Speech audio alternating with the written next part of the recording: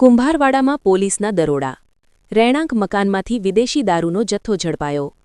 ભાવનગર શહેરના Bortalav police station સ્ટાફને Kumbharwada Madhiya road પર આવેલી શેરી નંબર 10માં આકાશ બુધાભાઈ વેગડના મકાનમાં વિદેશી દારૂ હોવાની બાતમી મળતા પોલીસે રેડ કરી હતી. તપાસ દરમિયાન મકાનમાંથી વિસ્કીની 9 મોટી બોટલ અને 48 નંગ નાના ચપટા મળી આવ્યા હતા. પોલીસે કુલ 26,580 રૂપિયાનો મુદ્દામાલ જપ્ત કર્યો છે.